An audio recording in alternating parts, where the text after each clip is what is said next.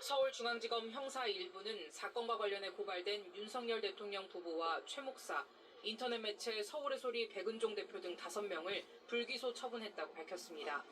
2018년 수사심의위원회 제도 도입 이후 수심위의 기소 권고를 따르지 않은 첫 사례입니다. 검찰은 최 목사가 김 여사에게 준 고가 가방 등 선물이 대통령 직무와 관련해 제공된 것이 아니라고 판단했습니다. 따라서 윤 대통령에게 신고 의무도 없고 뇌물에도 해당하지 않는다고 봤습니다. 또 청탁금지법상 배우자 처벌 규정이 없어 김 여사를 청탁금지법 위반으로 처벌할 수도 없다고 설명했습니다. 검찰은 최 목사에 대해서도 김 여사에게 건넨 고가 가방이 접견 수단에 불과하기 때문에 청탁금지법 위반이 아니라며 무혐의 판단했습니다.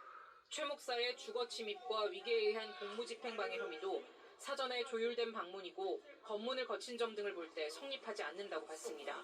또 서울의 소리 측의 관련 의혹 보도에 대해서는 대통령 배우자가 공적 인물이고 영상 공개도 공공의 이익을 위한 것이었다며 명예훼손으로 처벌하기 어렵다고 설명했습니다.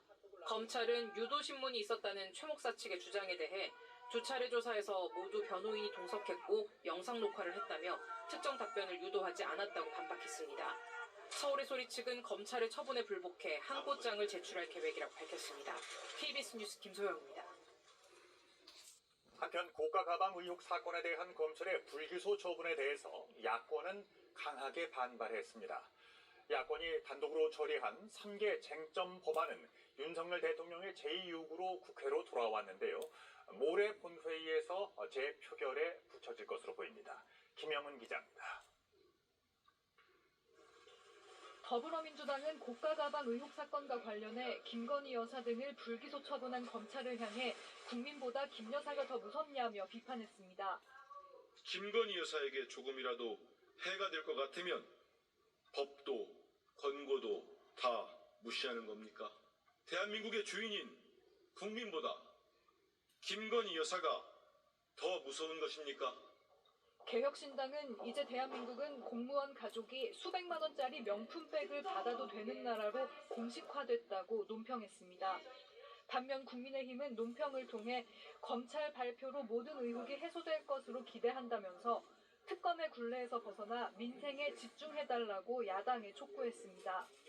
이런 가운데 윤석열 대통령은 지난달 19일 야당이 단독 처리한 해병대원 특검법과 김건희 여사 특검법, 지역화폐법에 대해 국회에 제의를 요구했습니다.